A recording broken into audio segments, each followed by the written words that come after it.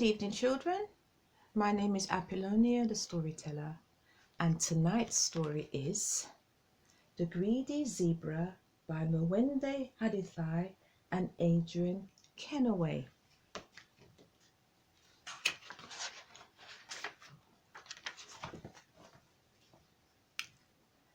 Long, long ago, all the animals in the world were a dull, depressing color. No coats, no horns, no spots, no stripes, just dull and dusty, until one stormy day in the heart of the leafy forests of Africa there was a great rumbling in the earth, and all of a sudden a cave appeared in the ground. A few of the animals crept cautiously up to this new and wonderful sight, and when the bravest of them peered into the darkness, he saw something glittering amongst the rocks.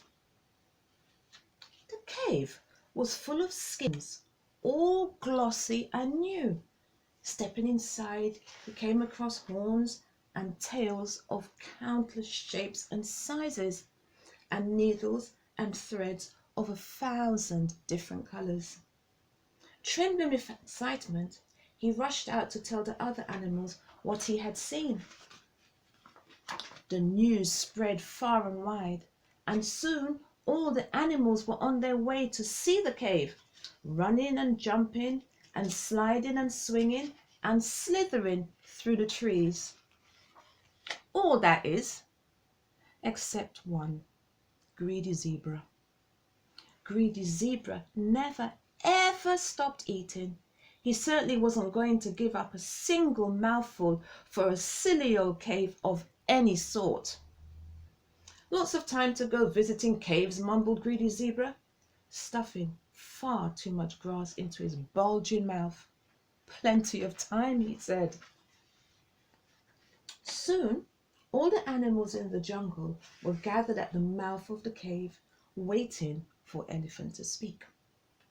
Elephant was the one who knew everything, because Eagle told him all the secrets of the mist. He coughed pompously and addressed the gathering. "It is time for you all to have coats," he said. "There are all kinds of materials from here which you may choose. You will be issued with needles by Rabbit, but there is only one needle each, so take good care of it. Now you may go in, but no shoving and pushing, and keep in an orderly line." Meanwhile, Greedy Zebra was still eating. Munch, munch he went. "This particular grass is so delicious." He stopped and gaped at the beautiful thing in front of him. It couldn't be, but it was Sable, the antelope. And she was wearing the most glorious new coat and horns. She was wearing horns. When Greedy Zebra heard that the coat and the horns came from the cave, he trotted off as fast as his little fat legs could carry him. But he couldn't resist a leaf here, or a succulent blade of grass there, or that patch was too good to pass by without one little bite. From time to time he met another and another and yet another of the wonderfully clothed animals. Stopping for a last bite not far from the cave, he watched Leopard finish her sewing. Leopard, as careful as usual, had sewn the most splendid fur coat, with spots all over it. Greedy Zebra could hardly believe his eyes as he watched Leopard wriggle into a beautifully fitting fur. "I shall have spots like that," he said to himself, and he hurried off, eager to reach the cave. But it was a hot day, so he stopped for a cool drink at a stream, and there he came across a patch of the greenest grass he'd ever seen. delicious, he munched, smacking his chubby lips. Back at the cave, most of the animals were leaving.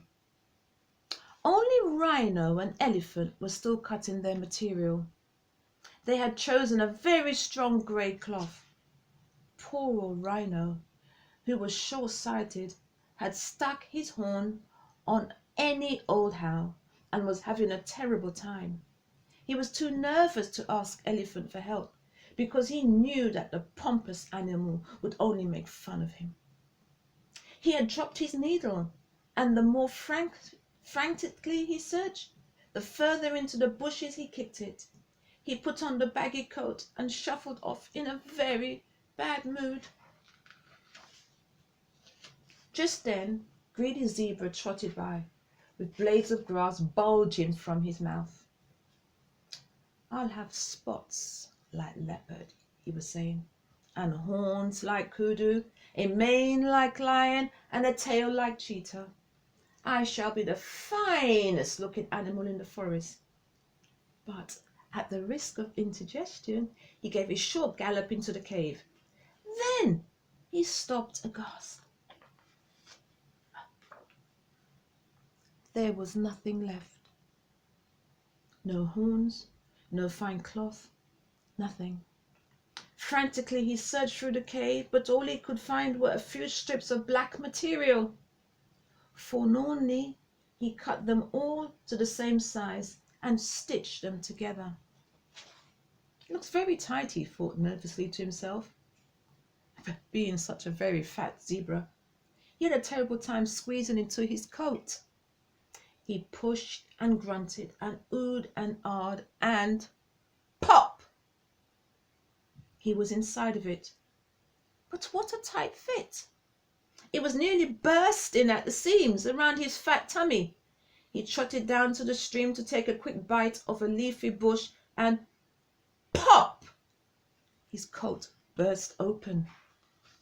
Pop, pop, pop! His tubby tummy squeezed through the seams. How the monkeys roared with laughter.